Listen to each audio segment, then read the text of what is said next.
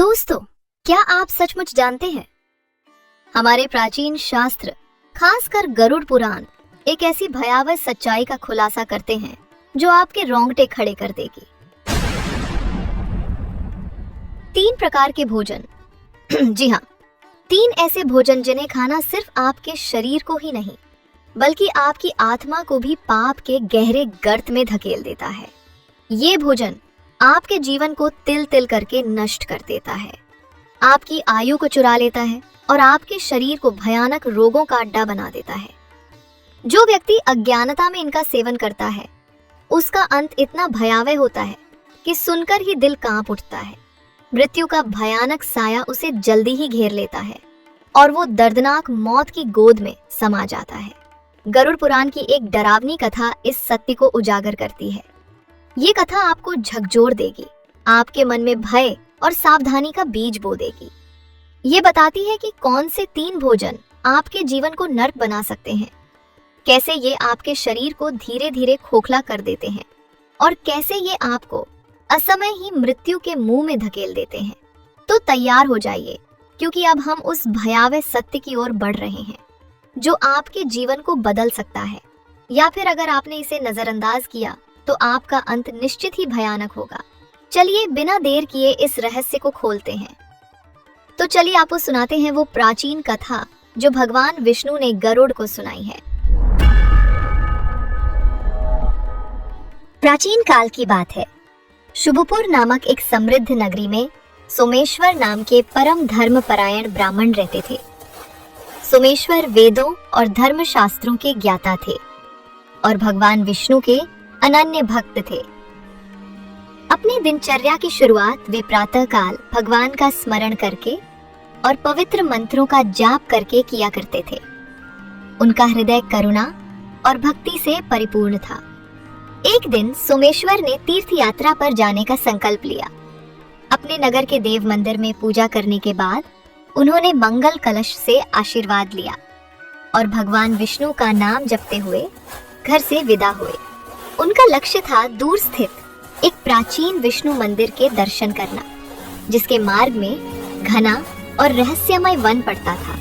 जैसे जैसे सोमेश्वर उस सघन वन के भीतर प्रवेश करते गए, वातावरण बदलने लगा। दोपहर का सूर्य तेज था, पर वन इतना घना था कि सूर्य की किरणें जमीन तक पहुंचने के लिए संघर्ष करती। चारों ओर एक अजीब सा सन्नाटा छाया हुआ था, जिसे बीच बीच में झिंगुरों की आवाज और दूर कहीं किसी जंगली जानवर की गुर्राहट भंग कर देती थी। ऊंचे ऊंचे वृक्षों ने आकाश को ढक लिया था।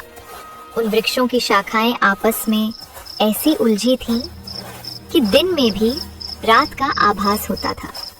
कुछ पेड़ों से लिपटी लंबी बेलें धीरे धीरे हिलती तो यूं प्रतीत होता जैसे कोई विषधर सांप पेड़ों से लटक रहा हो। जमीन पर मोटी पत्तियों की एक परत बिछी थी, जिन पर चलने से चरमराहट की ध्वनि पूरे वन में गूंज जाती थी। हवा भी ठहरी हुई सी मालूम पड़ती थी, मानो उस वन में प्रवेश करते ही समय की गति मंद पड़ गई हो। उस सन्नाटे भरे वातावरण में भी सोमेश्वर का मन भगवान विष्णु के नाम के जाप में तल्लीन था। ओम नमो भगवते वासुदेवाय, ओम नमो भगवते वासुदेवाय, ओम नमो भगवते वासुदेवाय। भगवान के मंत्र को मन ही मन दोहराते हुए वे निर्भय होकर आगे बढ़ते रहे। उनके कंठ से श्रद्धा भरे स्वर में मंत्र फूटा तो आसपास की नकारात्मक ऊर्जा मानो दूर छिटकने लगी। उनका हृदय दृढ़ था और चित्त शांत। उन्हें ईश्वर पर अटूट भरोसा था कि किसी भी संकट में भगवान उनकी रक्षा करेंगे। कुछ दूर आगे बढ़ने पर अचानक सोमेश्वर ठिठक गए। सामने घने वृक्षों के मध्य एक प्राचीन पीपल का वृक्ष खड़ा था, जो अन्य पेड़ों से कहीं अधिक विशाल प्रतीत हो रहा था। उसकी चौड़ी जड़ें भूमि को पकड़कर दूर तक फैली थी और तना इतना मोटा था कि 10 आदमी मिलकर भी घेर ना पाए। सोमेश्वर ने उस वृक्ष को ध्यान से देखा तो सहसा उनका ध्यान शाखाओं पर बैठी 3 आकृतियों पर गया। पहली नजर में वो आकृतियां किसी बड़े पक्षी की तरह जान पड़ी, पर अगले ही पल जो उन्होंने देखा उससे उनकी सांस रुक सी गई। वे कोई पक्षी नहीं बल्कि 3 भयानक पिशाच थे जो उस पीपल की शाखाओं पर चुपचाप बैठे हुए राहगीरों की टोह में थे। उनके विकराल चेहरे और भयंकर देह को देखकर जंगल का सन्नाटा और गहरा गया। पहला पिशाच, जिसका नाम काल रूप था, दिखने में मानो चलती फिरती मौत का अवतार था। उसका शरीर सिर्फ हड्डियों का कंकाल भर रह गया था, जिस पर जगह जगह सड़े मांस के चिथड़े लटक रहे थे। उसकी गहरी धांसी हुई आंखों में पिशाच योनि की काली अग्नि धधक रही थी। लंबे नुकीले दांत मुंह से बाहर निकले थे, जिन पर ताजा खून की बूंदें टपक रही थी, जैसे उसने अभी किसी जीव को नोच नोच कर खाया हो। वो अपनी शाखा पर पीठ झुकाए बैठा था और भूखे भेड़िए की तरह चारों ओर सूंघता फिर रहा था, मानो शिकार खोज रहा हो। दूसरा पिशाच विकराल नाम से जाना जाता था और उसका रूप सचमुच विकराल था। उसका पूरा शरीर अंगारों की तरह दहकते लाल रंग का था, मानो उसका खून उबल रहा हो। चमड़ी जगह जगह से फटी हुई थी और उन दरारों से लाल अंगारे झांकते थे। उसकी आंखें क्रोध से जलती ज्वाला के समान थी, जिनमें अथाह पीड़ा झलकती थी। लंबे मुड़े हुए नाखून उसकी उंगलियों से बाहर निकले थे, जैसे पंजे किसी शिकार की गर्दन तक पहुंचाने को व्याकुल हो। वो बार बार अपना सिर झटका रहा था और उसके बाल, जो धुएं की लपटों जैसे लगते थे, इधर उधर बिखर रहे थे। उसके सांस छोड़ने पर ऐसा प्रतीत होता जैसे आग की चिंगारियां हवा में बिखर रही हों। तीसरा पिशाच सबसे विशाल और भयानक था। उसे दुष्टक कहते थे और वो वास्तव में दुष्टता की साक्षात मूर्ति था। उसका पूरा शरीर काले धुएं के घने बादलों से घिरा रहता था। वो धुआं उसके इर्द गिर्द ऐसे लिपटा था जैसे कोई काली आंधी उसे अपने में समेटे हुए हो। धुएं के बीच बीच में उसकी झलक दिखती, बड़ी बड़ी लालिमा लिए काली भुजाएं जिनकी मांसपेशियां फूली हुई थीं, और सीने पर जाली जैसी दरारें जिनसे हरी विशैली रोशनी छनकर बाहर आती थी।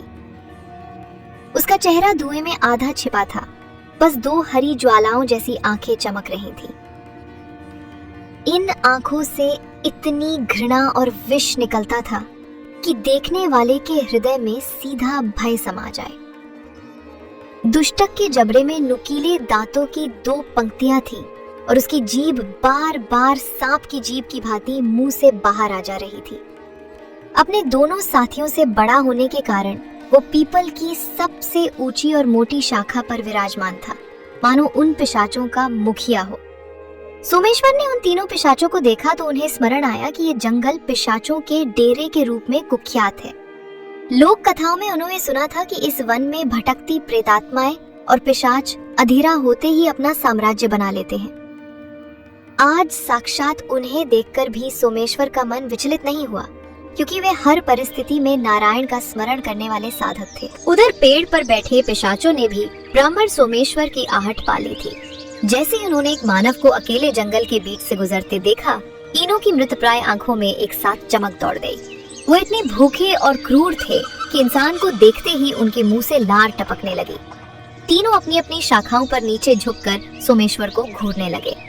अचानक पीपल की डालियों पर बैठे उन पिशाचों में हलचल हुई और वे पेड़ के नीचे उतर आए और आपस में फुसफुसाते हुए कुत्सित हंसी हंसने लगे।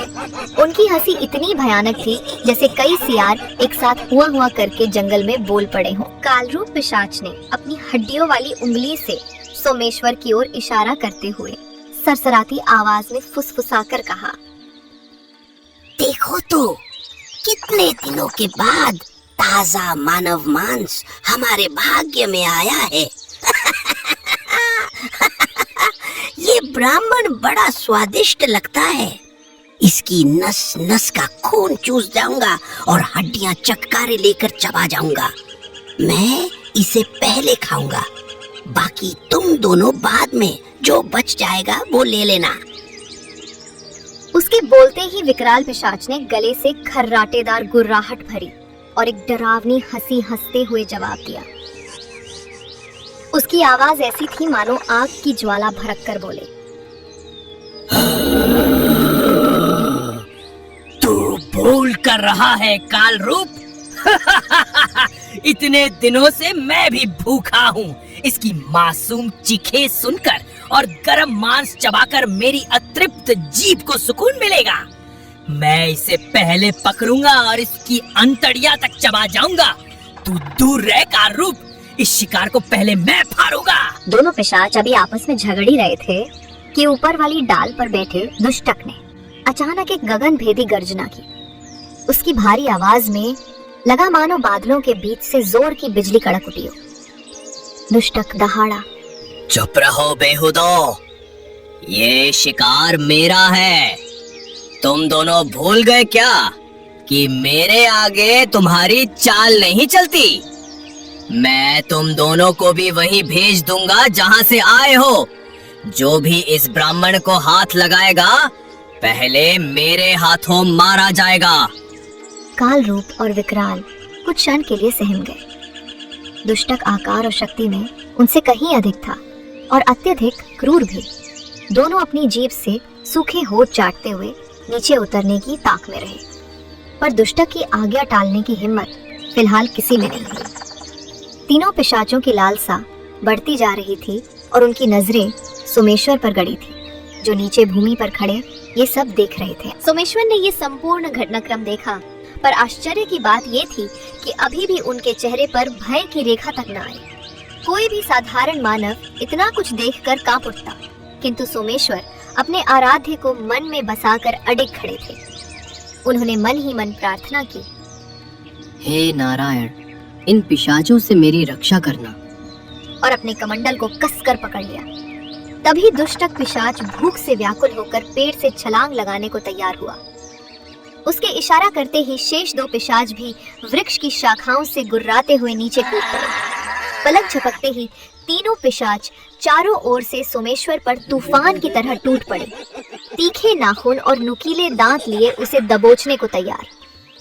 एक पल को ऐसा लगा जैसे मृत्यु निश्चित है, पर अगले ही क्षण उस घोर अंधेरे वन में दिव्यता का प्रकाश फैल गया। सोमेश्वर भय मुक्त थे।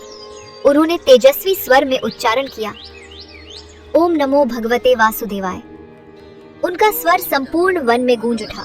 भगवान नाम के उच्चारण के साथ ही मानो वज्रपात हो गया। मंत्र की प्रतिध्वनि वृक्षों से टकराकर पूरे जंगल में गूंज उठी। जिस क्षण यह दिव्य ध्वनि पिशाचों के कानों में पड़ी, तीनों पिशाचों के शरीर मानो धधकने लगे। काल रूप, विकराल और दुष्टक ने तड़प कर भयानक चीखें निकालनी शुरू कर दी। उनके लिए यह मंत्रोच्चार किसी दाहक अग्नि से कम नहीं था। जैसे कोई पवित्र ज्वाला उनकी आत्मा को झुलसा रही हो, वे व्याकुल होकर जमीन पर गिर पड़े। काल रूप अपने कंकाल जैसे शरीर को जकड़कर धरती पर लौटने लगा। विकराल पिशाच अपने लंबे नाखूनों से चेहरा नोचने लगा, मानो असहनीय पीड़ा से छुटकारा पाना चाहता हो। दुष्टक सबसे अधिक शक्तिशाली था। उसने क्रोध में आकर सोमेश्वर पर फिर झपटना चाहा, पर उसके पैर जैसे जमीन से चिपक गए। वह एक कदम भी आगे न बढ़ सका। उल्टे उसके शरीर से काला धुआं सांप की कुंडली की तरह बाहर निकलने लगा और वह दहाड़ता हुआ पीछे हट गया। देखते ही देखते तीनों पिशाचों के शरीर से गहरे काले धुएं के बवंडर उठने लगे। वो धुआं उनके पाप और तामसिक शक्तियों का प्रतीक था, जो भगवान के नाम के प्रकाश में जलकर निकल रहा था। पिशाचों के चेहरों पर अब विकृति की जगह गहरी पीड़ा और आश्चर्य के भाव थे। उनकी क्रूर हिंसा भरी चीखें कराहों में बदल गईं। थोड़ी ही देर में तीनों की वहशीता कहीं विलीन हो गई और उसकी जगह पश्चाताप ने ले ली। मंत्र की शक्ति से उन पिशाचों की राक्षसी वृत्ति शांत हो गई। जो राक्षस कुछ ही क्षण पहले सोमेश्वर को मार डालने पर आमादा थे, वे अब डरते हुए दूर हटकर सहमे खड़े थे। तीनों के शरीर दुर्बल होकर कांप रहे थे और आंखों से आंसुओं की धारा बहने लगी, मानो सदियों का संताप उमड़ आया हो। एक दिव्य प्रकाश उन पिशाचों के चारों ओर फैल गया था।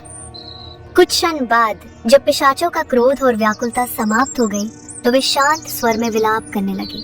काल रूप ने अपने कंकाल जैसे हाथ जोड़कर कांपती आवाज में पूछा, हे ब्राह्मण देवता, आप कौन हैं? आपके पवित्र सानिध्य में आते ही हमारा स्वभाव पलट गया है। हम जो जन्मों से हिंसा के प्यासे पिशाच थे, आपके मंत्र उच्चारण से हमारे हृदय में अजीब सी शांति भर गई है। ऐसा लगता है मानो कोई भारी बोझ उतर गया हो। विकराल ने भी अपना सिर श्रद्धा से झुका लिया और धीरे से बोला, हाँ महात्मन, आपके आगमन से हमारी आत्मा को ठंडक मिल गई। हमें बताइए, आप कौन हैं जो भयानक पिशाचों के हृदय में भी शांति भर सकते हैं? इस निर्जन भयानक वन में आप किस लिए पधारे हैं? दुष्टक, जो अभी तक सबसे पीछे चुपचाप खड़ा था, उसने भी विनम्र भाव से सिर झुकाकर कहा, हे महान आत्मा, क्षमा करे कि हम अज्ञानवश आपको हानि पहुंचाने के लिए उतारू हो गए थे, किंतु आपके एक मंत्र ने हमारी बुद्धि जैसे जागृत कर दी। कृपा कर हमें अपने बारे में बताएं, क्या आप कोई सिद्ध पुरुष हैं? ब्राह्मण सोमेश्वर ने करुणा से उन पिशाचों को निहारा। उन्होंने अनुभव किया कि इन पीड़ित आत्माओं के भीतर अब पश्चाताप जाग उठा है। कुछ ही क्षणों पहले के खूंखार भक्षण लोभी दानव अब सामान्य प्राणियों की भांति गिड़गिड़ा रहे थे। सोमेश्वर ने आगे बढ़कर कोमल स्वर में कहा, मैं एक साधारण मनुष्य हूँ भैया। मेरा नाम सोमेश्वर है और मैं शुभपुर नामक नगर का निवासी ब्राह्मण हूँ। मैं भगवान विष्णु की भक्ति करता हूँ और उसी ने मुझे साहस दिया कि इस भयानक वन में भी निर्भय होकर चला आऊं। मैं तीर्थ यात्रा पर निकला हुआ एक यात्री हूँ, कोई सिद्ध पुरुष नहीं। यह परिवर्तन जो तुम महसूस कर रहे हो वह प्रभु की कृपा से आया है, मेरा किसी प्रकार का चमत्कार नहीं। तीनों पिशाच ध्यान से सोमेश्वर की बातें सुन रहे थे। उनके चेहरों पर अब आश्चर्य और लज्जा मिश्रित भाव थे। सोमेश्वर ने अपनी बात जारी रखी, परंतु तुम लोग कौन हो? तुम्हारी ऐसी दुर्गति कैसे हुई? तुम लोग पिशाच योनि में कैसे आए? यदि तुम्हें उचित लगे तो अपनी कथा मुझे बताओ। संभव है भगवान की इच्छा से मैं तुम्हारी कुछ सहायता कर सकूं। ये सुनकर तीनों पिशाच एक दूसरे की ओर देखने लगे। कुछ पल तक वे चुप रहे, मानो सोच रहे हों कि कहां से आरंभ करें। अंततः सबसे दुबले पतले काल रूप पिशाच ने आगे बढ़कर बोलना शुरू किया। उसकी आवाज धीमी और कांपती हुई थी और आंसुओं से भीगी हुई। काल रूप ने भराए स्वर में कहा, हे ब्राह्मण देव, मेरा नाम नागेंद्र था। पिछले जन्म में मैं वैरागपुर नाम के नगर में रहता था। देखने में तो मैं एक धनाढ्य सेठ था। मेरे पास धन दौलत की कोई कमी न थी, लेकिन मेरे हृदय में धन के साथ साथ घोर अहंकार और लोभ भी घर कर गया था। उसी अहंकार में मैंने अन्न का अपमान करना शुरू कर दिया। सोमेश्वर चकित होकर सुन रहे थे। काल रूप ने अपनी कथा जारी रखी। मेरे घर में तरह तरह के स्वादिष्ट पकवान बनते, पर मैं भोजन की कद्र नहीं करता था। मैं खुद तो व्यंजन उड़ाता ही था। बचा खुचा खाना दूसरों को खिलाने में भी मुझे संकोच न होता। मेरे नौकर चाकर या कोई भिखारी यदि भोजन मांगने आते तो मैं अक्सर झूठा भोजन या जूठन डालकर उन्हें देता, मानो बड़ा उपकार कर रहा हूँ। मैं स्वयं दूसरे की थाली के जूठन तक खाने को तैयार रहता था। बस मुझे अपने धन को बचाने और भोजन का एक दाना भी व्यर्थ न जाने देने की धुन थी। भोजन को ईश्वर का प्रसाद समझने के बजाय मैं उसे केवल पेट भरने की वस्तु मान बैठा। मैंने कभी माता अन्नपूर्णा का स्मरण नहीं किया, न भोजन ग्रहण करते समय शुद्धि का कोई मंत्र जपा। उल्टे भोजन करते समय मंत्रोच्चार का मैं मजाक उड़ाया करता था। मैंने अनगिनत बार अन्न का अनादर किया। कभी जानबूझकर भोजन जमीन पर फेंक दिया, कभी थाली में बचा हुआ खाना सड़ने दिया। मेरी नजर में न भगवान थे न धर्म, मुझे तो बस स्वाद और धन की पड़ी रहती थी। अपनी कहानी बताते हुए काल रूप पिशाच की आंखों से आंसू टपकने लगे, जिन्हें वो अपने कंकाल जैसे हाथों से पोंछ भी नहीं पा रहा था। उसने भारी हृदय से आगे कहा, मेरे इन घोर पापों के कारण मेरा अंत भी बुरा हुआ। एक बार एक संत मेरे द्वार पर भिक्षा मांगने आए। रसोइये ने बताया कि थोड़ा भोजन बचा है। मैंने अहंकारवश वो बचा कुचा जूठा भोजन संत को परोस दिया और उपेक्षा से कहा कि यही प्रसाद समझकर स्वीकार करें। फिर उस संत ने दुखी होकर गुस्से मुझे श्राप देते हुए कहा, तुम जैसे अहंकारी और अन्न का अनादर करने वाले व्यक्ति को मानव कहने योग्य नहीं। जो अन्न को तुच्छ समझता है, उसका अन्न उससे सदा के लिए छीन लिया जाएगा। मैं उनकी बात हंसकर टाल गया और उन्हें अपमानित करके भगा दिया। कुछ ही समय बाद मेरे ही घर में भयानक आग लग गई। उस अग्निकांड में मेरा सारा धन दौलत, अन्न के भंडार सब जलकर भस्म हो गए। यहाँ तक कि मेरे अपने प्राणों का भी भयानक अंत हुआ। उसी आग में जलकर मैं तड़प तड़प कर मर गया। मरने के बाद यमदूत मुझे घसीटते हुए यमलोक ले गए। वहां चित्रगुप्त ने मेरे पाप गिनाए और यमराज ने क्रोधित होकर कहा कि अन्न का अपमान करने वाले पापी को मनुष्य जन्म का अधिकार नहीं। दंड स्वरूप उन्होंने मुझे श्राप दिया कि मैं पिशाच की योनि में जन्म लूं, सदैव अधमरी भूख और प्यास से तड़पता रहूं और घोर अंधकार में भटकता रहूं। तभी से मैं पिशाच बनकर इस जंगल में भटक रहा हूं। मेरे दांतों से जो रक्त टपकता रहता है, ये अंतहीन भूख, ये सब उसी श्राप का फल है। इतना कहकर काल रूप पिशाच फूट फूट कर रो पड़ा और आगे कहने लगा, न जाने कितने बरस बीत गए। संभवतः सैकड़ों वर्षों से मैं इस रूप में कष्ट भोग रहा हूँ। काल रूप की दुख भरी गाथा सुनकर विकराल और दुष्ट के चेहरों पर भी ग्लानि और दुख के चिन्ह उभर आए। सोमेश्वर ने करुणा से भरे मन से काल रूप को सांत्वना दी। हे पिशाच, तुमने अपने पाप स्वीकार किए, ये साहस का काम है। भगवान अवश्य तुम पर दया करेंगे। इसके बाद दूसरा पिशाच विकराल थोड़ा आगे बढ़ा। उसने भी हाथ जोड़कर कहना शुरू किया, हे ब्राह्मण देव, मेरा नाम वीरेंद्र था। पिछले जन्म में मैं रत्नपुर राज्य का राजकुमार था। विलासिता में पला होने के कारण मुझ में घोर अहंकार आ गया था और क्रोध भी मुझ पर हावी रहता था। मेरी कहानी इस भाई से भिन्न होते हुए भी कुछ मायनों में मिलती जुलती है। हमारे महल में रोज राजसी व्यंजन बनते थे। भांति भांति के पकवानों से मेरी थाली सजा करती थी, पर मुझे उस भोजन का आदर करने की बुद्धि नहीं रही। राजा महाराजाओं के भोजन से जुड़े कुछ नियम होते हैं, पर मैं उन सब का तिरस्कार करता था। भोजन शुरू करने से पहले प्रार्थना करना तो दूर, मैं इस बात पर हंसी उड़ाता था कि खाने से पूर्व भगवान को याद क्यों करें। कई बार तो बिना हाथ धोए गंदे वस्त्रों में ही भोजन पर टूट पड़ता। खाते समय अदब कायदे मुझे बिल्कुल याद ना रहते। जूठे मुंह और गंदी उंगलियों से बार बार थाली में हाथ डालना, यही मेरी आदत बन गई थी। मैं भोजन की पवित्रता को बेमानी समझता था और उसे अपवित्र करने में मुझे कोई संकोच ना होता था। मेरे अहंकार का यह हाल था कि गुस्से में आकर मैं कभी भी थाली उठाकर फेंक देता, चाहे भोजन कितना ही स्वादिष्ट हो। मेरे सेवक और रसोइये डरते थे, लेकिन कुछ कह नहीं पाते थे।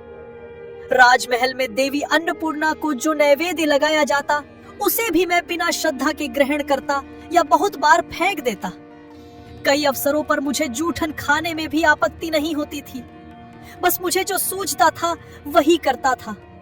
मैंने कभी अन्नपूर्णा माता का सम्मान नहीं किया, ना ये सोचा कि अन्न से ही जीवन है। बस राजकुमार होने के घमंड में जो जी में आया करता चला गया। यह कहते हुए विकराल रोने लगा और दुखी मन से आगे की कहानी सुनने लगा। फिर एक दिन मेरे राज्य में एक महान यज्ञ का आयोजन हुआ। दूर दूर से ऋषि महात्मा आए थे। यज्ञ के उपरांत जब प्रसाद वितरित हुआ, तब मैंने घोर अपमान किया। मैं प्रसाद को तुच्छ समझकर वहां से उठकर चल दिया और उसे हाथ तक नहीं लगाया। एक वृद्ध गुरु ने मुझे रोका और समझाया कि प्रसाद ईश्वर का आशीर्वाद होता है, उसका अपमान अनिष्टकारी होगा। लेकिन मैं युवावस्था के घमंड में उनसे उलझ पड़ा। क्रोध में आकर मैंने वो प्रसाद का पात्र ही उठाकर फेंक दिया, जिससे सारा प्रसाद भूमि पर बिखर गया। पूरी सभा स्तब्ध रह गई। मेरे माता पिता राजा रानी ने शर्म से सिर झुका लिया और ऋषियों की ओर क्षमा याचना की। किंतु एक महान ऋषि ने आंखें खोलकर दंड स्वर में मुझे श्राप दिया। जिसने भगवान के प्रसाद का तिरस्कार किया है वो पिशाच बनकर भूख से व्याकुल जंगलों में भटकेगा।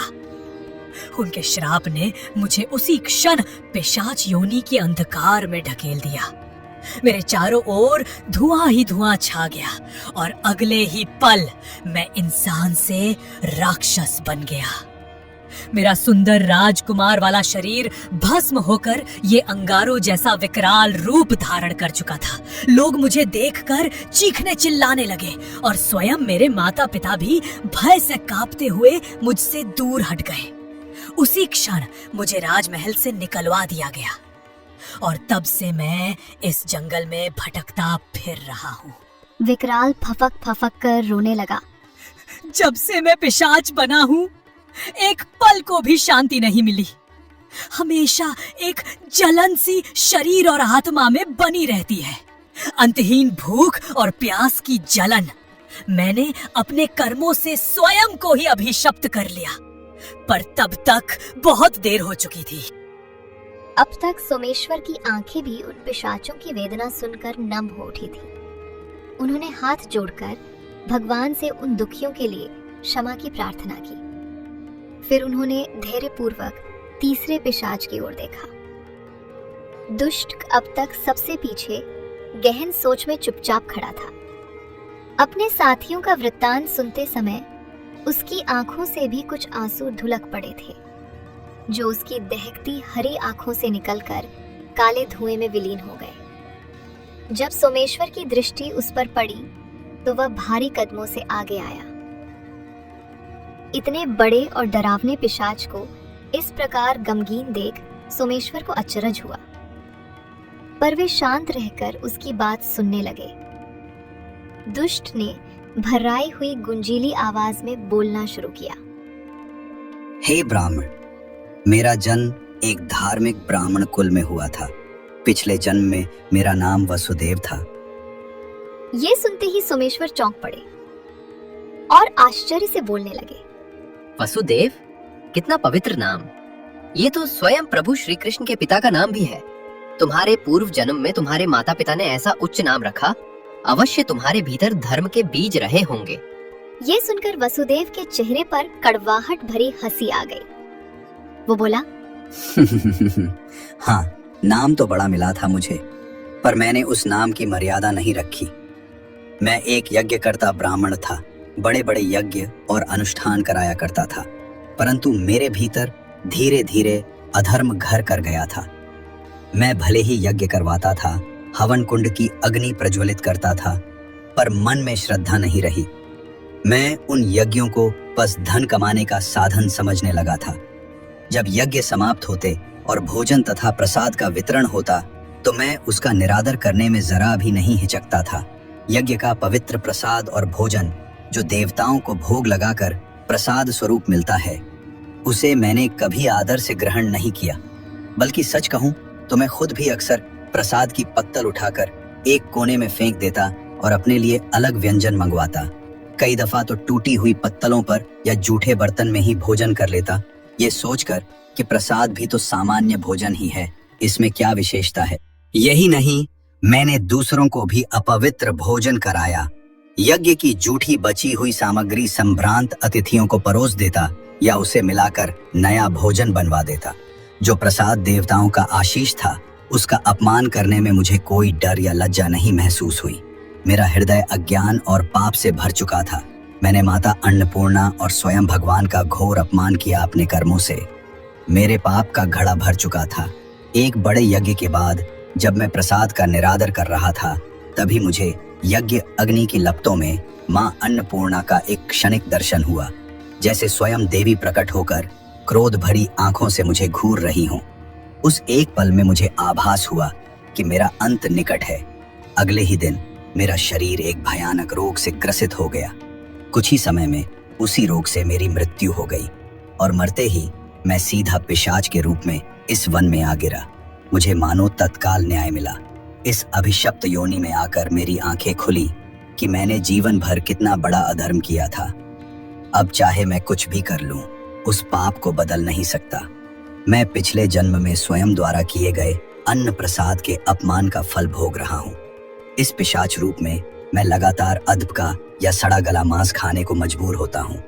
जिस अन्न प्रसाद को मैंने अपवित्र किया था, उसकी पवित्रता मुझसे सदा के लिए छिन गई है। इतना कहकर वसुदेव चुप हो गया। तीनों पिशाच अपने भूतकाल के पापों और दंड को याद करके रो रहे थे। घने वन में एक गहरा सन्नाटा छा गया, जिसमें केवल पिशाचों की सिसकियों की आवाज और कहीं कहीं पेड़ों की पत्तियों की सरसराहट सुनाई दे रही थी। सोमेश्वर भी स्तब्ध थे।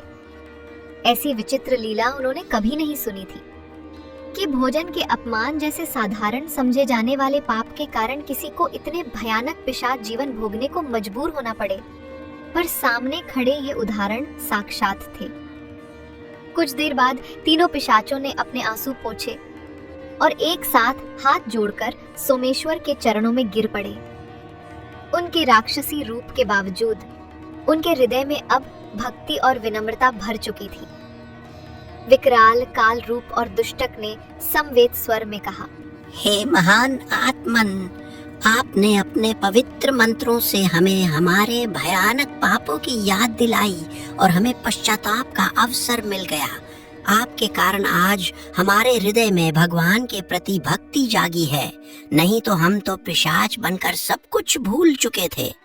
आपने हमारी जीवन नैया डूबने से पहले ही पार लगा दी। अब हम आपसे विनती करते हैं कि हमें मोक्ष का मार्ग दिखाएं। क्या हमारे जैसे पापी प्राणियों के लिए क्षमा और उद्धार संभव है? हम अपने किए पर अत्यंत लज्जित हैं और हृदय से भगवान से क्षमा मांगना चाहते हैं। तीनों पिशाचों की करुण याचना सुनकर दयालु सोमेश्वर का हृदय द्रवित हो उठा। उन्होंने पिशाचों को उठने का संकेत किया और प्रेम पूर्वक बोले, भगवान विष्णु की कृपा अपरंपार है। वे पतित पावन हैं, सबसे घिरे हुए को भी तारने वाले। तुम लोगों ने सच्चे मन से अपने अपराध स्वीकार किए और पश्चाताप किया है, ये बहुत बड़ी बात है। निष्कपट हृदय से क्षमा मांगने पर प्रभु अवश्य क्षमा करते हैं। जब तक सांस है तब तक सुधार का अवसर है।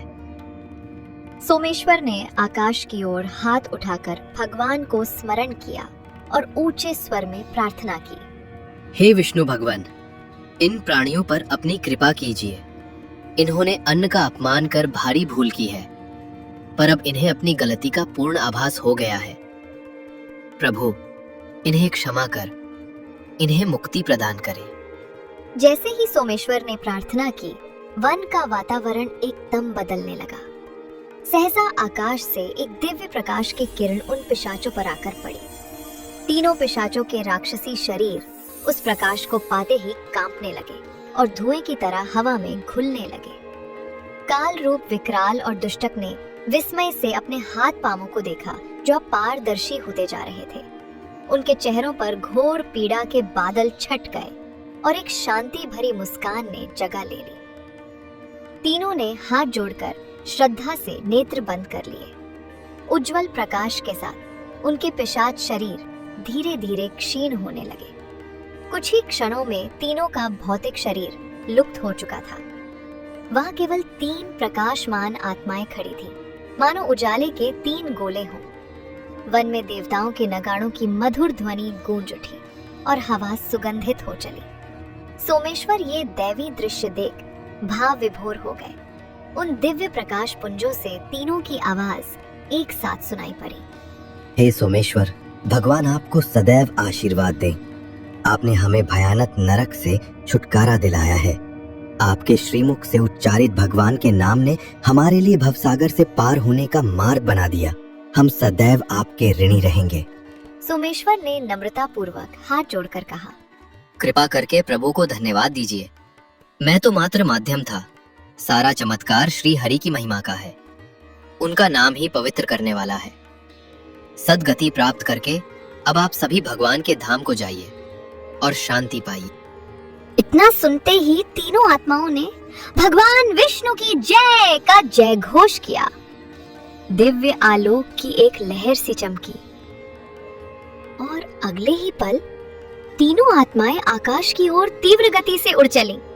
सोमेश्वर देर तक आकाश की ओर निहारते रहे, जब तक वह तेजोमय प्रकाश आंखों से ओझल नहीं हो गया। पूरा वन जो पहले अंधकार और भय से भरा था, अब शांत और पवित्र हो चला था। पेड़ों पर पक्षी मधुर स्वर में चहचहाने लगे। वातावरण में एक अलौकिक सुगंध व्याप्त हो गई। ऐसा प्रतीत हुआ मानो जंगल की सारी नकारात्मकता उन पिशाचों के साथ चली गई हो और वहां ईश्वर का प्रकाश भर गया हो। उस चमत्कारिक घटनाक्रम के बाद सोमेश्वर ने भूमि को प्रणाम किया। उन्होंने भगवान को धन्यवाद दिया कि उनकी कृपा से 3 व्यथित आत्माओं को मुक्ति मिल सकी। फिर वे अपने कमंडल से पानी लेकर आसपास छिड़कने लगे और उस स्थल को पवित्र किया। उन्होंने मन ही मन प्रार्थना की, हे भगवान, जिस प्रकार आपने इन पतित आत्माओं का उद्धार किया, उसी प्रकार हम सबको सन्मार्ग दिखाते रहना।